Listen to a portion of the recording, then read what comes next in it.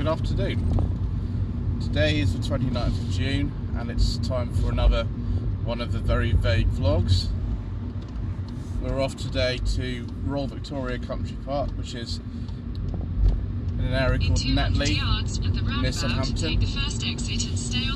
I'm afraid we've got the sat-nav lady on because I can't remember the exact way there, even though I've lived in this area for, well, a long time now. I mean, I lived in Epsom for 11 years, but I was born around here.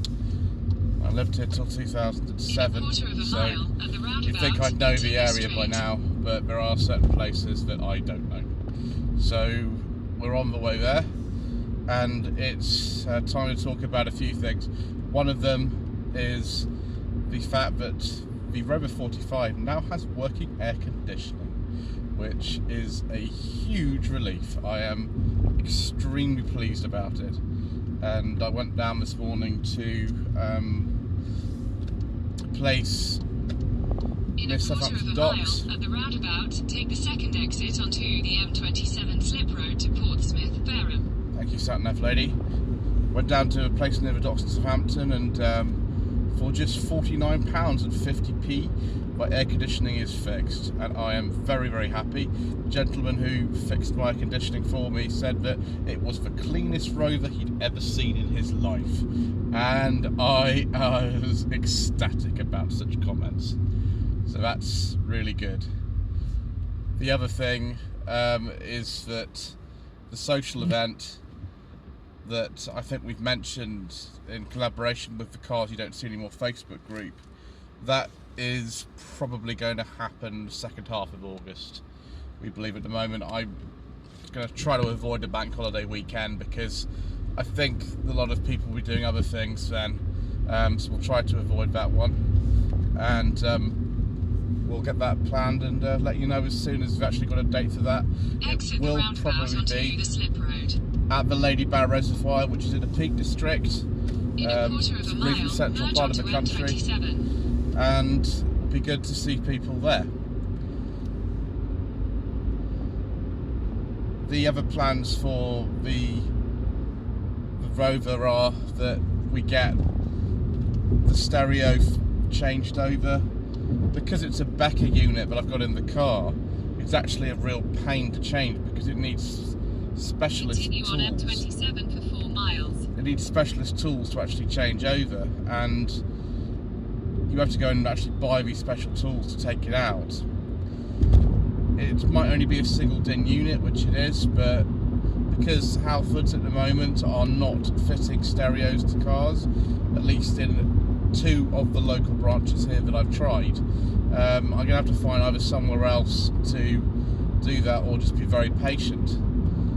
So if anybody knows somewhere I can get just a normal stereo fitted to the car, which is coming under a reasonable budget in this area, which is near Eastleigh, then please do let me know.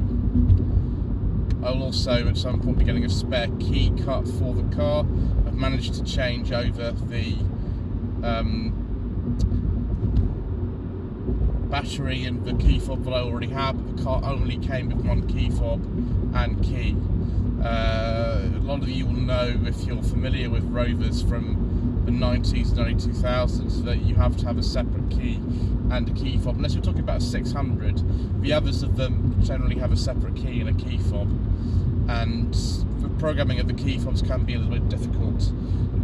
Mind you, a lot of the cars from this particular era have, you know, issues. If you lose the key, then it's a bit problematic. The dealers don't necessarily want to know. Obviously, being a Rover, there's no dealers anyway, and the MG dealerships, unless they were Rover dealerships back in the day, they don't have the equipment to do it either. So it is an interesting thing, and I have found a company who will provide the service for me, but it does seem to be a little bit more than I would have imagined it. It's not too much, it's not outrageous or anything, it's just a little bit more than I imagined.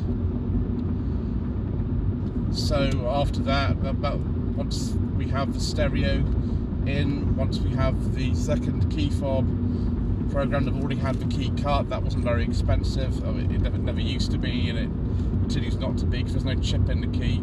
all the electronics are in the key fob, then we will be ready for sort of services. I'm sorry if the camera's shaking a bit. I am on this concrete section of the motorway, and there are lots and lots and lots of expansion joints. Maybe I didn't plan this particular journey very carefully in terms of talking at the same time.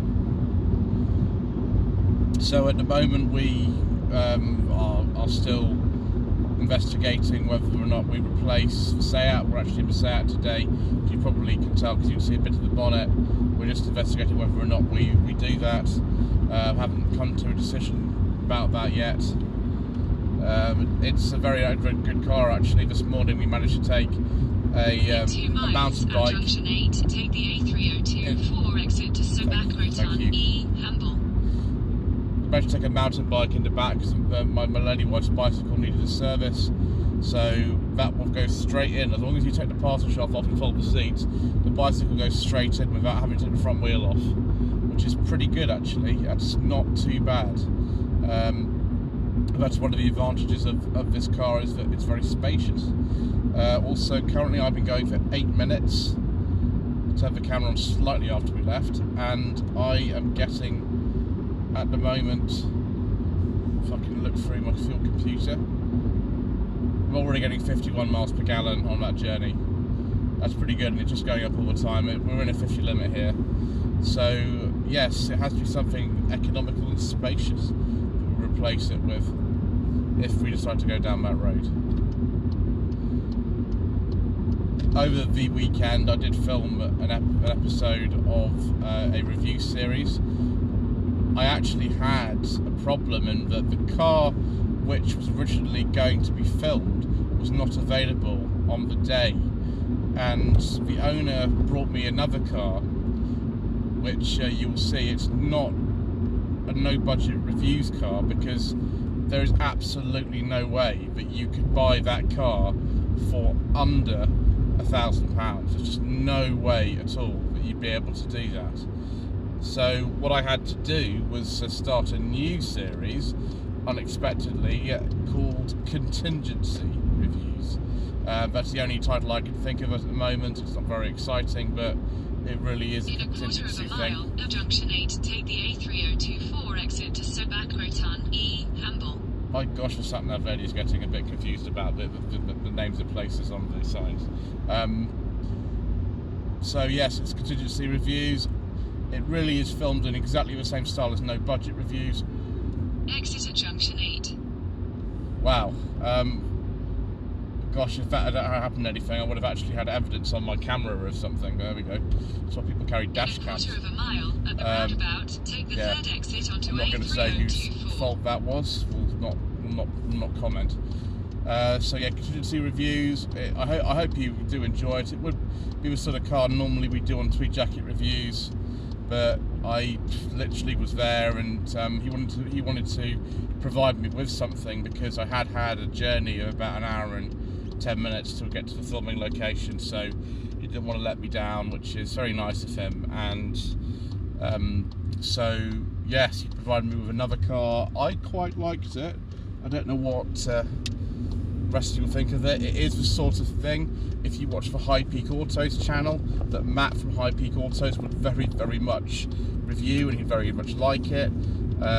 So yes, you'll have to let me know what you think about that, and what you think about the new format, because I don't know how many of these I'll actually end up doing, whether I do any. In a quarter of a mile, at the roundabout, take the second exit onto Hamble Lane, A3025. So there we are, viewers.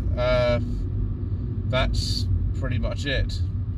I hope you have found this video to be engaging.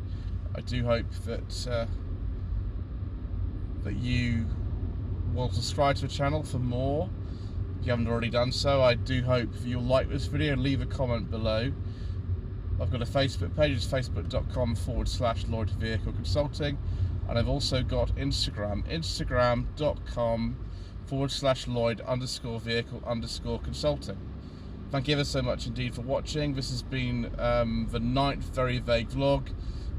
It's vague and rambling, and it's not very good, but you seem to like it anyway, so I shall continue to make more of them.